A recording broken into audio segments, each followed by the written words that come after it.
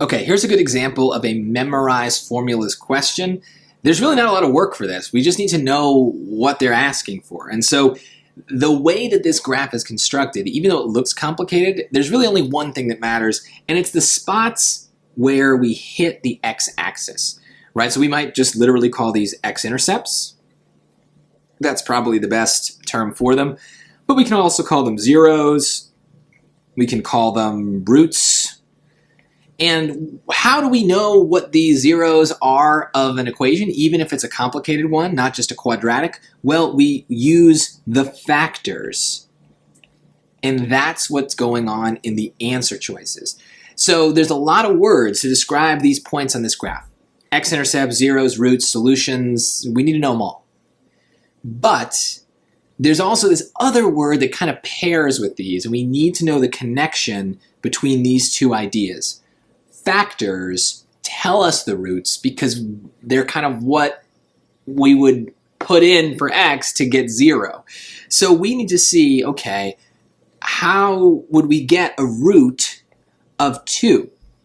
Well, in order to do that, we would need a factor of x minus 2. Because if we put 2 in there, 2 minus 2 is equal to 0. So that's the relationship. So we need an x minus 2. So okay, that gets rid of c and d because they don't have it. The same pattern is going to hold for the negative 3, right? So that negative 3 is going to mean we need a factor of x plus 3, right? It reverses the sign. So okay, well, both of them have that. And we also have a root at 0. We don't want to forget that either. That's a root. So if we followed the same pattern, we would have what? X plus 0?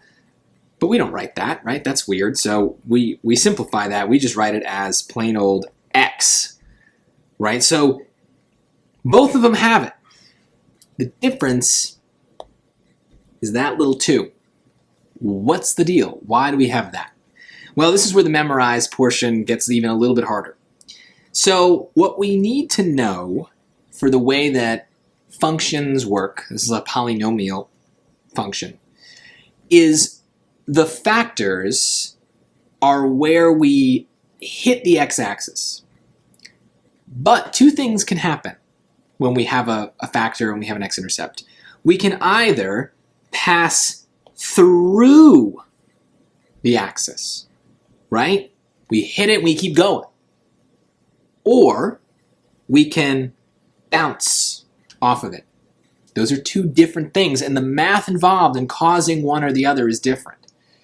So why would we have a bounce instead of a straight on through? Well, whenever we have an even exponent on the factor, we're going to bounce. So in this case, x squared is going to cause that bounce because it's hitting it and coming back down. If it was x to the 4th, same thing would happen. It would hit it and it would come back down. If it were x, plain old x, like in choice A, it wouldn't bounce. It would go right on through and then somewhere else turn around and come back down to go through 2. If it were x to the 3rd, the same thing, right? So just looking at it, we don't really know if this is an x or an x to the 3rd, but we know it's not an x squared because it's going through the point. So that's what we need to remember.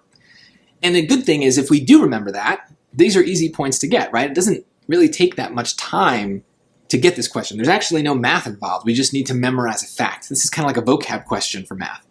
And so memorize this. It's not definitely going to come up, but if it does, you got an easy, quick 10 points on a hard question, right? This is number 11. We're in hard territory.